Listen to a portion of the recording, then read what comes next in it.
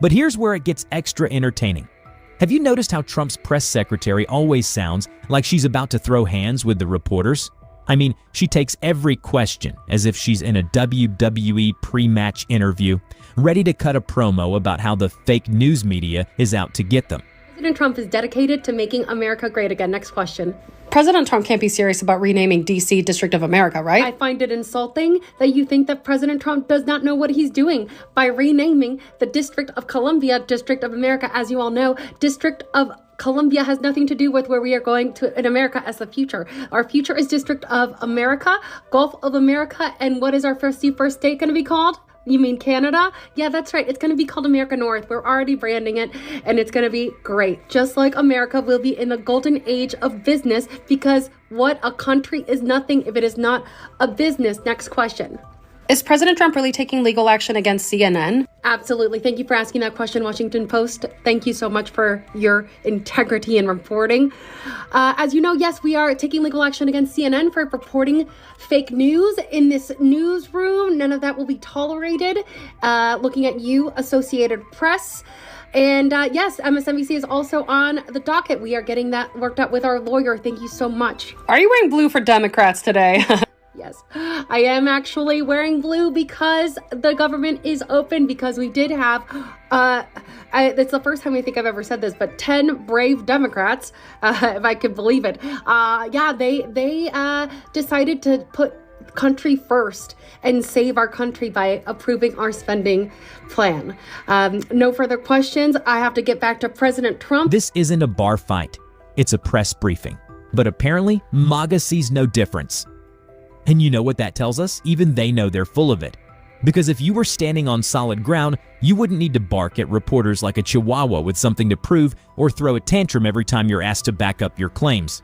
But MAGA's whole gig isn't about honest dialogue. It's about defending the indefensible. It's not a press briefing, it's a performance, a loyalty test, a desperate attempt to keep the base foaming at the mouth and believing in whatever alternative reality they've built. And today, the act crumbled. Live. In front of the world.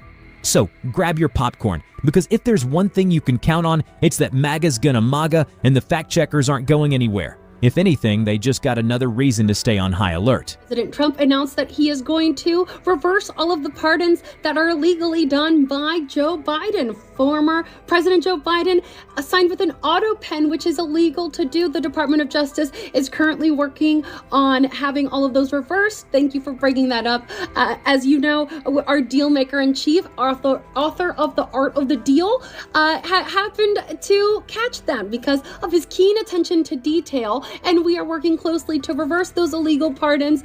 And I really think we should stay tuned for that. Do you have any comment on the French asking for the Statue of Liberty back?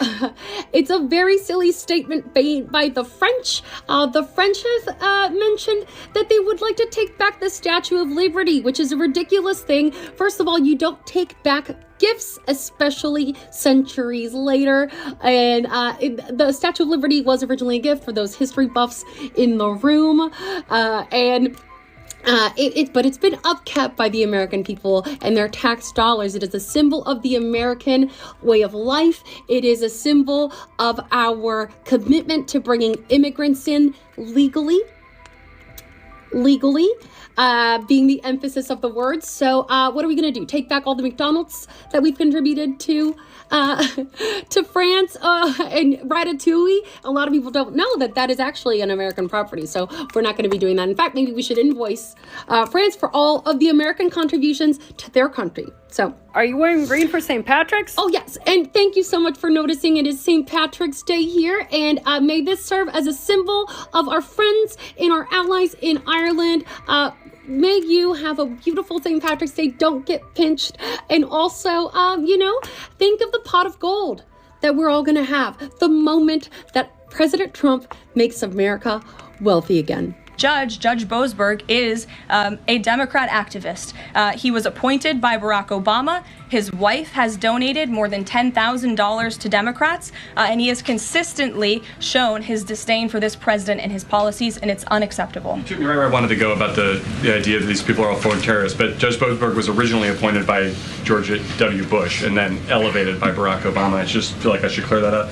Donald Trump's press secretary just got fact-checked by a reporter during her own press briefing, and it was pretty bad. So Karoline Leavitt, during her hearing, started attacking federal judge James Boasberg, who is the judge that ordered Donald Trump to stop his deportations. Here's what she said about him, quote, "This judge is a Democrat activist. He was appointed by Barack Obama." But then a reporter interjected from the press pool and fact-checked her, saying the following, quote, "That reporter is correct. The judge was appointed by Republican George W. Bush." Secondly, even if he was appointed by Obama, that does not give Donald Trump the right to call for his impeachment, all because he had the courage and patriotism to strike down an order from Donald Trump. And finally, I tried Googling the judge, and it doesn't even say his political affiliation on Wikipedia. So he is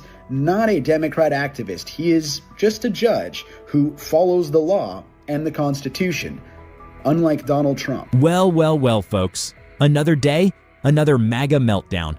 This time, the fireworks came courtesy of Trump's press secretary, who just got fact-checked in front of the entire world. And let's be honest, if there's one thing MAGA folks have truly mastered, it's the art of confidently saying things that are categorically untrue, in broad daylight no less, and with a straight face like they're reading straight from the gospel. It's almost like a sport at this point. First, they make a claim so absurd it could make a conspiracy theorist blush. Then, when confronted with the facts, they pivot, blaming Obama, blaming Biden, blaming the deep state, blaming a ghost from the 1800s if they have to. Anything to avoid taking responsibility for the absolute circus their guy has turned this country into. Well, let me just say something to that effect, Garrett. 67% of all of the injunctions in this century have come against which president? Donald J. Trump. Let me say that again. 60% of the injunctions by partisan activists in the judicial branch have come against President Donald Trump, and 92% of those have been from Democrat-appointed judges. Trump himself set the playbook: deny, deflect, and double down.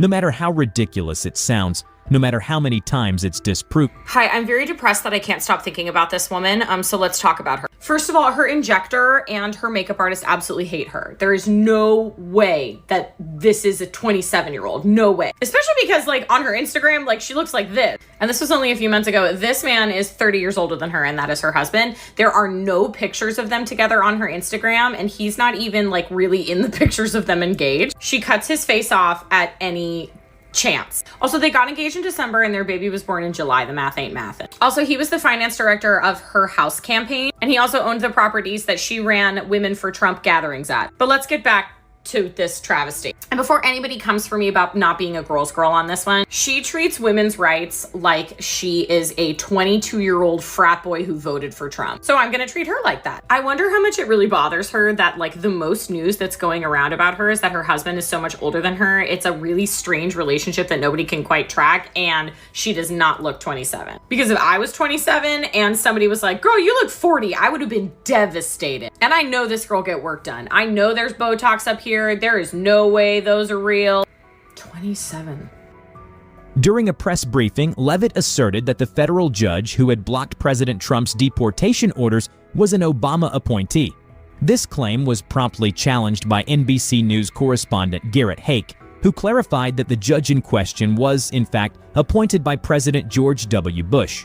The exchange highlighted the importance of accuracy in public communications and the media's role in real-time fact-checking. But this moment was more than just an embarrassing slip-up. It was a glaring example of a much bigger pattern.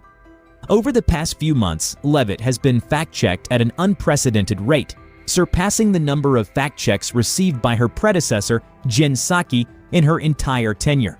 This raises serious questions. Is this just a case of an inexperienced press secretary making mistakes, or is it part of a larger strategy of misinformation from the administration? Beyond simple inaccuracies, there's another recurring theme: the relentless blame game. It's become standard for MAGA figures to shift responsibility for any crisis, economic, social, or even tragic accidents, onto previous administrations. Just recently, Trump himself suggested that former Presidents Obama and Biden were responsible for a tragic plane crash in Washington, D.C., somehow linking the incident to their policies. This tactic isn't new, but it has been amplified to such a degree that no issue, no matter how unrelated, is immune from being twisted into partisan blame shifting. Experts in political communication emphasize that a press secretary's job isn't just to defend the administration, but to provide the public with truthful, transparent information. The more falsehoods that come from the podium, the more credibility is lost, not just for the press secretary, but for the entire administration.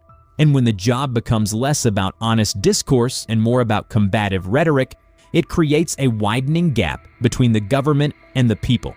This incident also reignites the ongoing debate about the role of the media in a functioning democracy. Journalists are tasked with fact-checking and holding power accountable. But what happens when press briefings turn into confrontational spectacles rather than spaces for informed discussion? In today's hyper-polarized political climate, is the media being seen as a watchdog or just another opponent in an endless partisan battle? It's not the first time a press secretary has been caught bending the truth, and it certainly won't be the last. But the bigger question remains: how can we restore transparency and accountability in political communication when misinformation has become part of the playbook?